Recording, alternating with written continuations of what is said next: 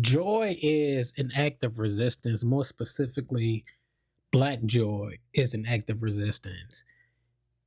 The thing that I feel like that's going on today in today's society is there's a erasure of everyday black joy within our community from people within the community and those outside of the community.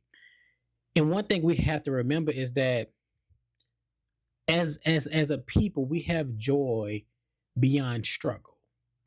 Oftentimes our joy is linked to the struggle, and we'll get to that later. However, there is joy beyond struggle. Black life is often portrayed and framed, especially in the media, through pain and activism and just being tough all the time and resilience. And it leaves not much room, if none at all, for us to just exist, for us to be soft, for our humor, our hobbies, and everyday, just day to day life. And that's why we have to maintain and keep that for ourselves because when we let the media, when we let the media tell it for us, it comes off the wrong way. Or when we give our joy and put it in the hands of other people and other entities, they take it and they flip it and they twist it because the media prioritizes our trauma. We've seen it time and time again that no matter how many good accolades a black person has when something pops up on the news, the one thing that the media does is they try to find the one thing that may not be so good, and whether that be from the individual that's involved or someone in their family. We have to understand that news and entertainment, because we don't own it, we can't control the narrative, it amplifies the suffering that we go through on a day-to-day basis in this country because a lot of times it's marketable. A lot of times it overshadows the normal, beautiful moments that define us and who we are as a people in real life. But that's the reason why we can't leave black joy and our joy in the hands of those who don't even see us as human. Joy, joy is treated as this trivial thing.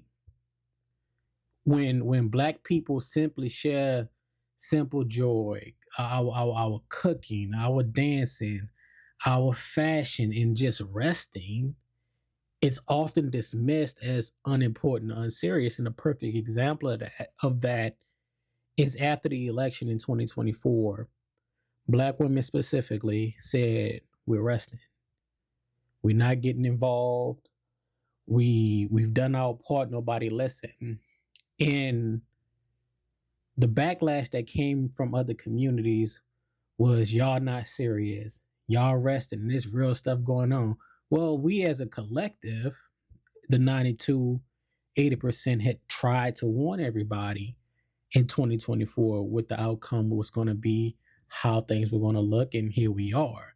It's no different than like when black people are simply enjoying themselves in a public park, having a cookout, or just chilling and enjoying each other's company. There's always one. There's always somebody who's going to get on the phone, a Karen to be more specifically, get on the phone and call the police simply because black people are expressing their joy openly in a public place and they just don't like it. They've done nothing wrong. They're not bothering anybody. They're amongst themselves. And that's a problem for some people. I remember seeing a story of a young lady on TikTok, I believe. She had some foam golf balls and she was in the park, public park, just practicing her swing. Someone called the cops. Police came and the police was like, "Oh, that's pretty cool. I should buy some." But that just goes to show you, like this woman was minding her own business, and oftentimes we are minding our own business when people come and try to provoke us. and interfere with what we got going on. We have to get to a point that we stop. We have to get to a point where we have to keep our joy, maintain it, and don't let nobody tell us that it's wrong. Because sometimes we internalize the narrative that's being pushed. Sometimes we start to question ourselves. We start to question, well, maybe it's not that serious. And for the most part, most of us are on the same page. We're like, nah, it is absolutely that serious.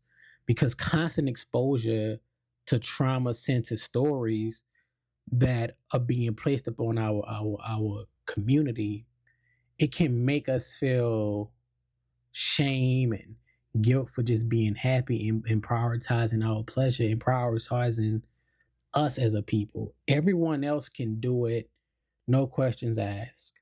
Every other community can be proud and be joyful of their culture, their heritage, or whatever it may be.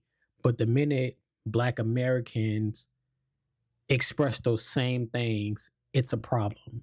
It has to be all inclusive. It has to be open, and we have to be inviting and welcoming to everyone. But when it's someone else, those same expectations are not put up on them. And I think we have to get to a point to where we don't listen to the noise anymore. And we have to put us first like everyone else has.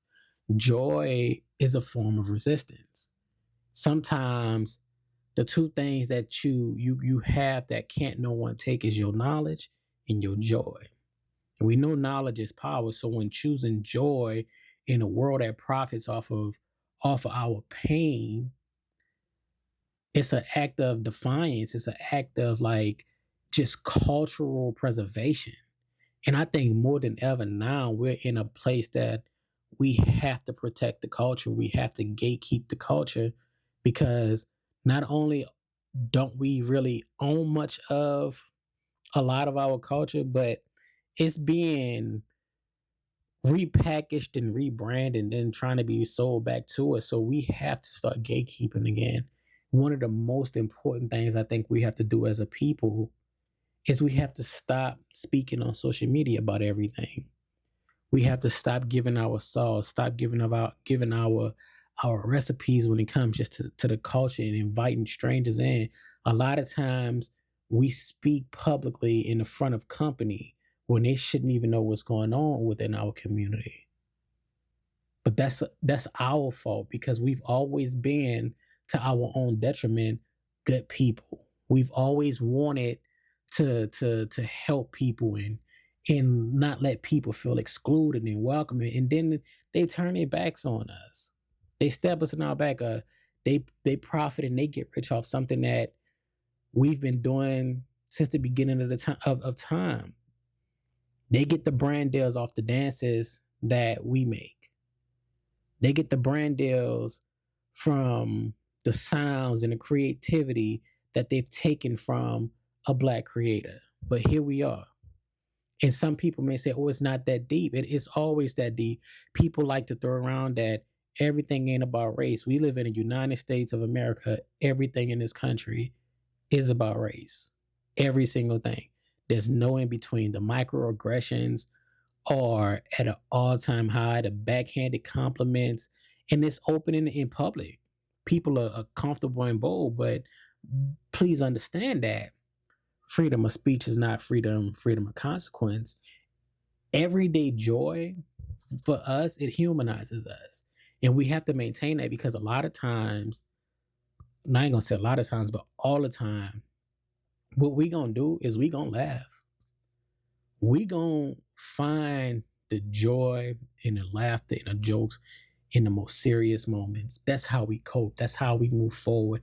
It's how we deal with trauma. It's how we deal with grief and things like that. We are going to laugh. And we have to again understand that joy is a human emotion. And it's Black life. Joy is Black life. Being being silly, being peaceful, being creative, it pushes back against the stereotypes of how we're always angry, and it pushes back on them trying to dehumanize us and things like that. Like showing the full spectrum of black life is joy. It's just one of the things, and joy plays a big part in that. We have to we have to more than ever protect joyful spaces because they're coming after it. A lot of these universities and colleges are shutting down their African American study programs, the Black Student Union like facilities and places where black kids and the black youth can go and congregate on these campuses. They're taking it away. So the things we do have, our community spaces, our art, our friendships, the traditions that we've carried for centuries and generations that center joy, they need to be tended to. They need to be taken care of and nurtured. And that's not to overshadow what's going on in the world because we have a lot of serious things going on. We really do. However, we still must find joy and be joyful because we can't let the things that's going on in the community and in the world to us and not to us be overshadowed by constant crisis. We owe it to ourselves to maintain that, and we have to gatekeep. We have to continue to create spaces that we can express our joy for us, for our people. And it's okay to not let outsiders in. That's not to discriminate to anyone, but again, it's about self preservation because we can't just infiltrate and take a front seat in anybody else's culture respectfully. I think nobody should be able to do that. But when it comes to Black American culture, it's open season. Everybody feel like they should be able to say and do as Black Americans do. And when called out on it, again, it's not that serious. They try to throw it in our face and degrade us and things like that. And I think as a whole, Black Americans have gotten to the point where they're just fed up and tired with it all. Nevertheless, man, protect Black joy. Simple as that. Create Black joy. Be Black joy. This your boy Chris Wright. Thank you for tuning in to another episode of A Quick Little World podcast. That's all I got for you today, you heard me? Be sure to check out the description for all of the links. Everything is in the bio to clothingbrandfashions.com. Be sure to check out our newest sweatshirt drop. Our Joy is Resistance design. That'll also be linked, so be sure to check that out. And until next time, peace, love, and happiness.